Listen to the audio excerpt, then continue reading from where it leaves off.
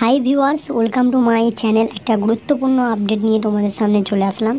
একটা গুরুত্বপূর্ণ আপডেট জানার আগে বলবো, অবশ্যই চ্যানেলটাকে সাবস্ক্রাইব করে বেল আইকন প্রেস করে ভিডিওটাকে শেয়ার করবে, কারণ অনেকে এই তথ্যটা জানে না। তো চলো জানি কি রয়েছে সেই সম্পূর্ণ তথ্যটি।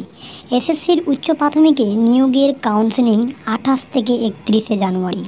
উচ্চ প্রাথমিকের মেধা তালিকায় অন্তর্ভুক্ত অপেক্ষমাণ চাকরি প্রার্থীদের পরবর্তী কাউন্সেলিং 28শে জানুয়ারি থেকে 31শে জানুয়ারি পর্যন্ত চলবে বলে জানালো স্কুল সার্ভিস কমিশন।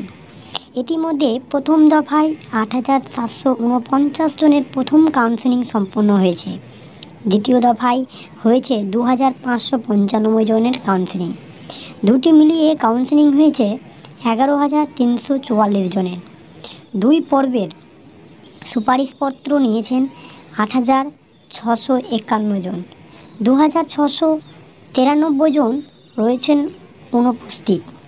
তারা কেন কাউন্সেলিংয়ে আসলো না এবং তাদের যে কাউন্সেলিংয়ের যে ভ্যাকেন্সি সেটা কিন্তু নিয়ম অনুযায়ী সেটা কিন্তু ফাঁকা থেকে গেল, মানে সেই জায়গায় আবার নতুন করে কাউন্সেলিং করাবার দরকারও প্রয়োজন পড়তে পারে।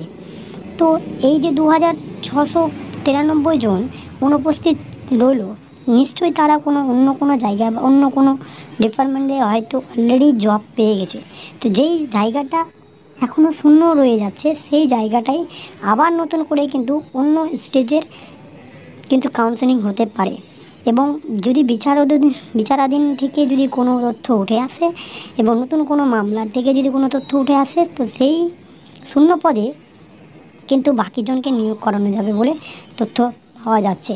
তো এই রয়েছে সেই সম্পূর্ণ আপডেটটি। আশা করি তোমাদেরকে একটু ভালো তথ্য দিতে পারলাম। আজকে পর্যন্ত এইটুকুই। নতুন একটা ভিডিওয়ে আবার তোমাদের সঙ্গে দেখা হবে। আজকে থ্যাংক ইউ, ধন্যবাদ।